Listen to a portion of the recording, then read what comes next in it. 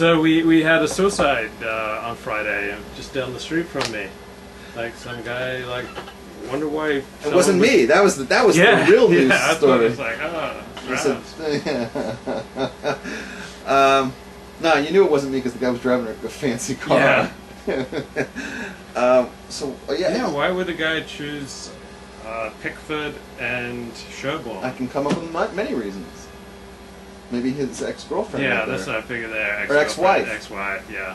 You know, do you know who he was? No, or I anything? don't. Yeah, my first thing would be his ex-wife. Yeah. Like, he was going to go kill himself anyways, and he Yeah. wanted to just go say fuck you to her one last time. Yeah. Or, look what you made me do, you Yeah. know, you bitch. You took all my money except for my Mercedes.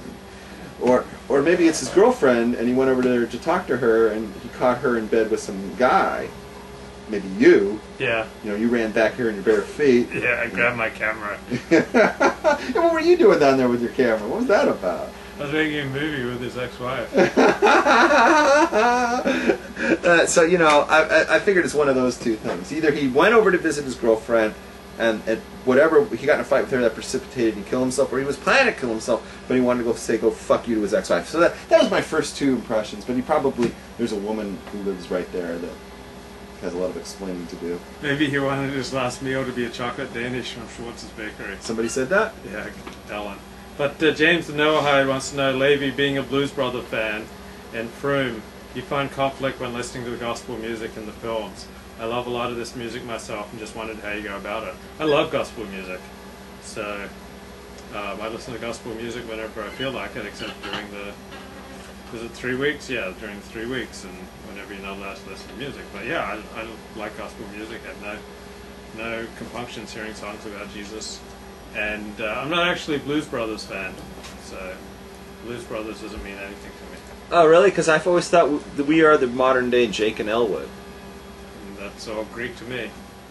I mean, if you say we are the modern-day Abraham and Jonathan, David and Jonathan, then that would speak to me, but... So the crowd's pretty happy for me, so yeah, thanks, folks. This is our biggest crowd ever. Yeah. 7. Wow.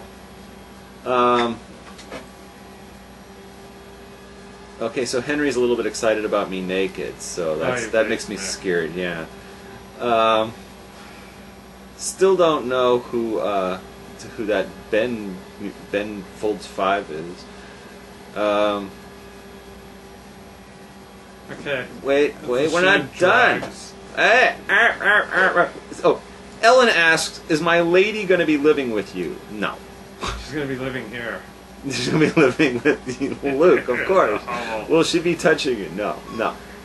Wait, yeah, this is a great week for me. The truth is that, you know, this is what I told her. I said, listen, you know, the biggest thing of all was that she's coming out. Yeah. You know, and I don't care about the show. You know what I mean? Yeah. You know, like, money comes, money goes, right? Yeah. It's not going to help me in life.